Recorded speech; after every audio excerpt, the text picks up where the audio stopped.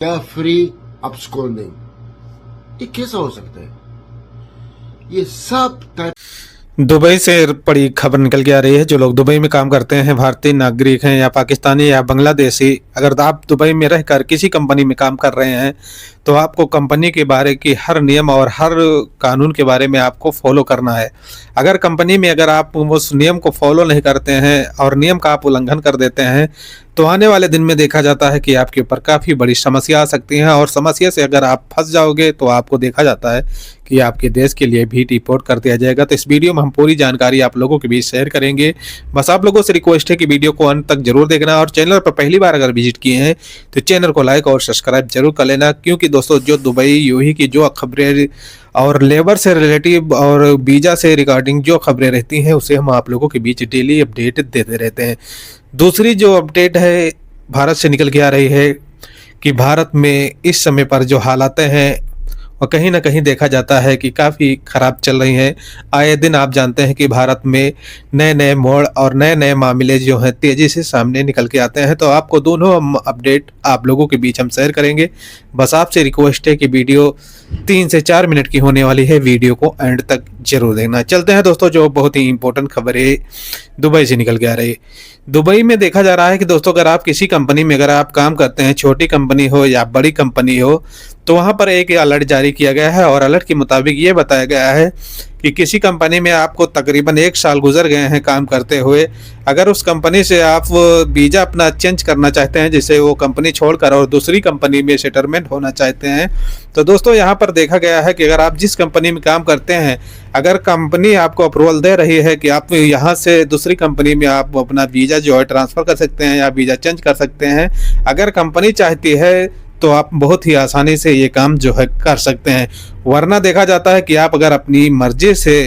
काम ये सोचेंगे करने के लिए तो ऐसा नहीं हो सकता है, इसमें आप फंस सकते हैं। दोस्तों अपनी मर्जी से तब कर सकते हैं जैसे कि आपको 2 साल का जो एग्रीमेंट रहता है वो आपका एग्रीमेंट जो है टर्मिनल हो जाता है, यानी कि ख़त्म हो जाता है, और उसके बाद में आपको अपनी किसी कंपनी में अपनी मर्जी से काम सेट कर लेना है, जैसे कि वीज़ा जो होता है आपका चेंज हो सकता है। इसमें बताया जाता है कि किसी कंपनी का अप्रूवल लेने की ज़रूरत नहीं है, आपको अपनी मर्जी और अपनी मुताबिक से काम ढूंढकर उस कंपनी में आपको सेटलमेंट हो जाना है। उस कंपनी का आपका जो वीज़ा है उसे बहुत ही आसानी से लगा लेना है। ये थी कुछ अपडेट। और दूसरा इम्पोर्टेंट अपडेट है जो यूएई से निकल के आ रहा है कि यूएई में इस समय पर कुछ ऐसी फ्लाइटें हैं कि अभी पर यूएई में से जो भारत या पाकिस्तान या बांग्लादेश के लिए अभी भी नहीं ऑपरेट हो रही हैं। यहाँ पर दोस्तों ऐसा सवाल अब उठ रहा है कि भारतीय एयरलाइंस से जब ऑपरेट होती थी दुबई से भारत के लिए और भारत से दुबई के लिए, तो कहीं ना कहीं देखा जाता था कि प्राइस जो था नॉर्मल था, लेकिन इस समय पर देखा जाता है कि भारतीय जो फ्लाइटें हैं, जैसे एयर इंडिया है, एयर इंडिया एक्सप्रेस है, इंडिगो हैं, ये सब फ्लाइटें इस समय पर नॉर्मली फ्लाइटें जो हैं गल्फ कंट्री के लिए जैसे कि मिडिल ईस्ट के लिए उड़ान भर रही हैं। देखा जा रहा है कि इस वजह से जो गल्फ की जो फ्लाइटें हैं जैसे दुबई है या सऊदी, कतर, कुवैत, जो भी फ्लाइटें इस समय चल रही हैं उनका टिकट का प्राइस काफ़ी हार्ड है। इसलिए देखा जाता है कि अगर भारतीय फ्लाइट ऑपरेट होती रहती हैं तो टिकट का जो प्राइस रहता है नॉर्मल रहता है। लेकिन अभी देखा जा रहा है कि भारतीय एयरलाइंसों की तरफ से अपडेट भी जारी किया था, जिसे मैंने दूसरी वीडियो में आपको 2 दिन पहले अपडेट दिया था कि वहां पर भारतीय एयरलाइंसों की तरफ से एक मीटिंग रखी गई थी, और मीटिंग के दौरान पर यह बताया गया था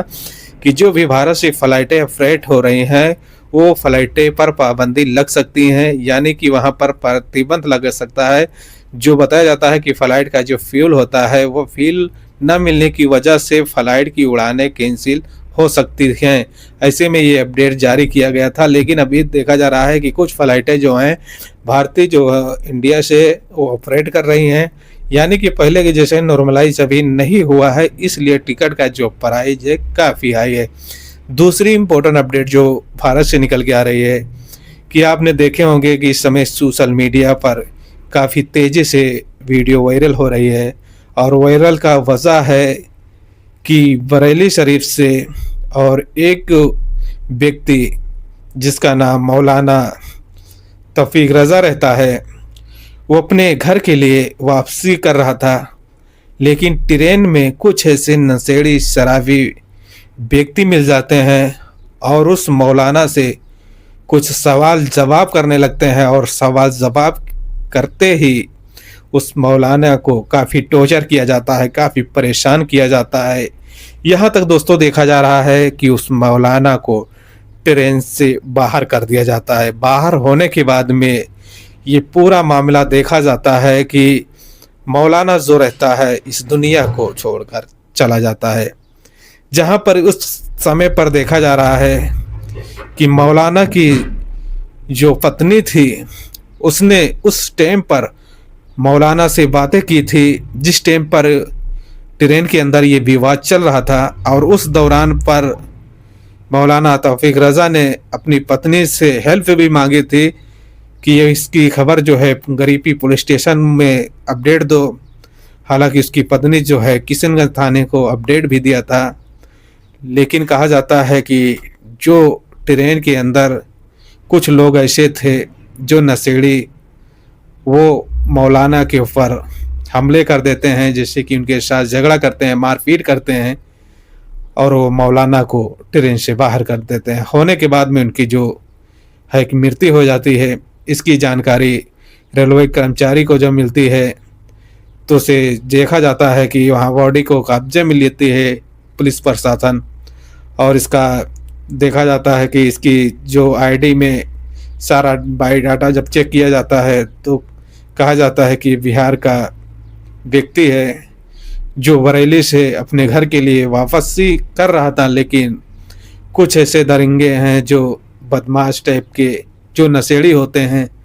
वो लोगों ने मिलकर मौलाना की हत्या कर देते हैं। दोस्तों यहाँ पर अब टूल देखा जा रहा है कि ये काफ़ी आगे बढ़ रहा है, और ऐसे में काफ़ी लोगों का एक ही क्वेश्चन और एक ही सवाल है कि जो भी मौलाना तौफीक रज़ा के कातिल हैं उन्हें सख्त से सख्त कानूनी कार्रवाई होनी चाहिए, क्योंकि आने वाले दिन में किसी व्यक्ति के साथ में ऐसी बड़ी दुर्घटना ना हो। तो आप लोगों की क्या राय है? कमेंट सेक्शन में अपनी राय जो है ज़रूर देना, और मौलाना तौफीक रज़ा के जो इनके फैमिली मेम्बर हैं उनको सरकार के साथ साथ देखा जाता है कि प्रशासन उनकी सहायता करे और उनकी हेल्प करे, क्योंकि मौलाना तौफीक रज़ा की बेगम जो है तरम्मुन खातून ने अपडेट में बताया भी है कि मौलाना एक हमारा सहारा था, एक ही जो अपने घर का खर्चा चलाता था, जो मदरसे में स्टूडेंट था, टीचर था, पढ़ाता था, लेकिन अब कोई हमारा सहारा नहीं है। उसकी मौलाना की जो वाइफ है वो भी ग्रेजुएट है, उसका भी कहना है कि सरकार से कि हमें कहीं सरकारी नौकरी चाहिए। तो आप लोगों को क्या राय है? कमेंट सेक्शन में अपनी राय जो है ज़रूर देना, और ऐसे जो आरोपी हैं इनके ऊपर सख्त कानूनी कार्रवाई की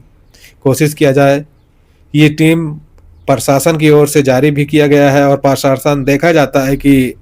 जल्दी ही इन अपराधों को सलाखों के पीछे भेजने का काम भी करेगा। तो चलते हैं दोस्तों, मिलते हैं एक नेक्स्ट वीडियो के साथ। अपना और अपनी फैमिली का ख्याल रखना। जय हिंद, जय भारत।